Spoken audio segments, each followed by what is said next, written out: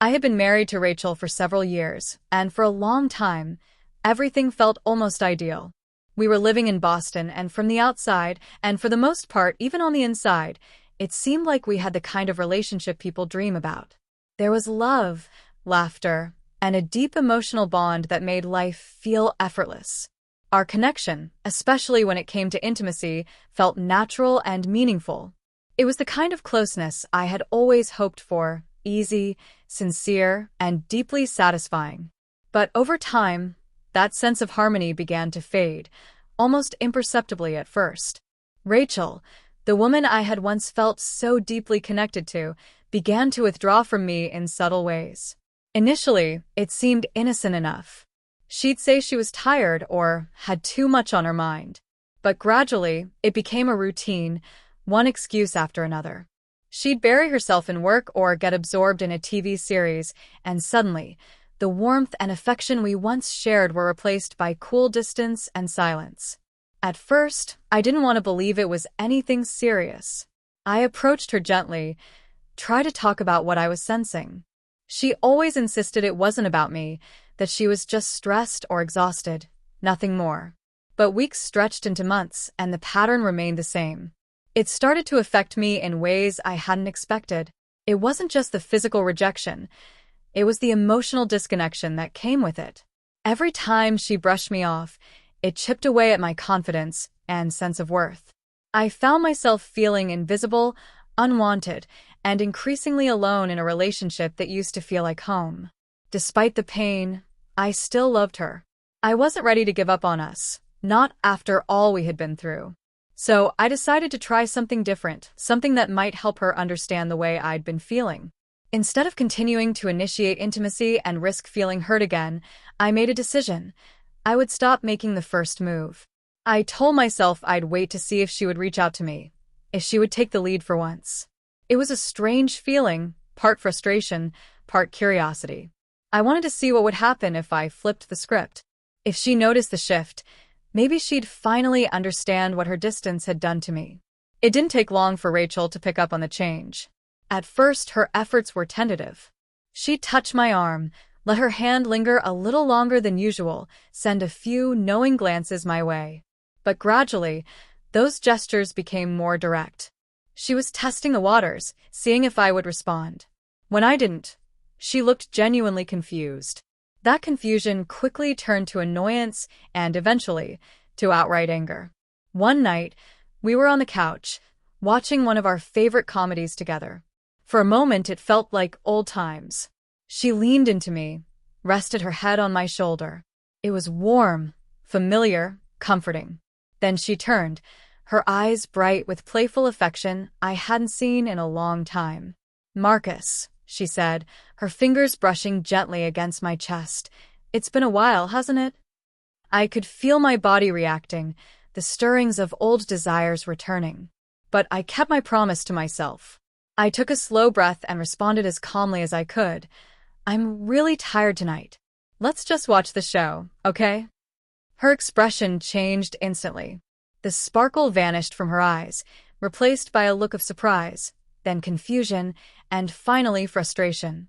"Are you seriously turning me down?" she asked, her voice sharp. "After all this time, I finally try, and now you're rejecting me?" Her words struck deep. I hadn't wanted to hurt her. I just wanted her to feel what I had felt for so long. Rachel pulled away from me, leaving a gap between us that matched the emotional void that had been growing for months. "You're tired. Fine. I get it," she said bitterly. "But now you're pushing me away? After everything?" The rest of the evening was quiet and tense. I could feel the weight of her anger in the room, but I reminded myself that this was necessary. It was the only way she would truly understand the pain of being continually pushed aside. The next time she reached out, I decided to take it a step further. I allowed things to progress, just enough to make it feel real, before pretending to receive an important phone call. I had set it up in advance, hoping the interruption would make the situation even more jarring. I excused myself and left the room, letting the moment hang in the air. When I returned, Rachel was sitting where I'd left her, looking stunned and frustrated. "I can't believe you did that," she said, her voice trembling with a mix of sadness and anger. You stopped everything on purpose. You're avoiding me. And there it was, the moment I'd been waiting for. The curtain pulled back. I needed you to feel what I felt, I said, keeping my tone calm but firm. For months I tried to be close to you, and you shut me out. Do you have any idea how much that hurt? Her face changed as I spoke, shock at first, then guilt, then something softer, almost regretful. I had never told her just how deeply her behavior had affected me. I had carried that hurt in silence, afraid to voice it. But now it was all out in the open. If this keeps happening, I added, if you keep pulling away when I'm trying to connect, I won't hesitate to do the same thing again. Her eyes flickered to my phone sitting on the coffee table. Without warning, she picked it up and threw it against the wall. The sound of it smashing echoed through the room. I stood there, stunned, watching the shards scatter. It wasn't just a phone, it was the physical embodiment of everything that had broken between us. For the first time, I saw her clearly.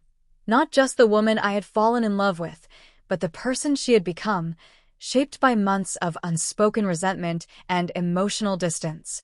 And in that moment, I realized it wasn't just about one night or one issue. This had been building for a long time. Rachel, I said, my voice quiet but resolute, I think it's time we end this. I'll be calling my lawyer. The look on her face was one of absolute disbelief. She hadn't expected me to say that. But I had reached a point where there was no turning back. The words felt heavy, but also necessary. In the days that followed, I followed through on my decision. I contacted a divorce lawyer, and to my surprise, the process was much smoother than I had imagined. My attorney was excellent, and the incident with the phone actually worked in my favor. The court awarded me full ownership of the house and car, and I was relieved to know that I wouldn't be financially burdened by alimony. Rachel moved back in with her parents in Seattle. I did feel a twinge of sympathy for her. It was a hard fall, but I also understood this was the result of choices she had made, just as mine were. A few days later, her parents called me. I hadn't expected it. They apologized, sincerely, for how things had unfolded. They admitted Rachel could have handled things differently. Their words brought me a kind of peace I hadn't expected to find. It was closure, not from Rachel but from the people who had known her even longer than I had. Now, I sit alone in a quiet house, adjusting to this unfamiliar chapter of my life. Coming home to silence is strange, sometimes lonely. But there's also comfort in it. I'm starting to rediscover myself little by little. The bitterness hasn't completely faded, but it doesn't dominate my thoughts like it once did. Instead, there's a growing sense of peace, of acceptance. If I've learned anything from all of this, it's that love by itself isn't enough to sustain a relationship. You also need respect, honest communication, and mutual understanding. Without those things, even the strongest love will eventually fall apart. So to anyone reading this, I say, don't be afraid to speak up for yourself. Don't settle for less than the connection and respect you deserve. And if it comes to it, don't fear walking away. Your happiness and peace of mind should never be sacrificed to hold onto something that's no longer real.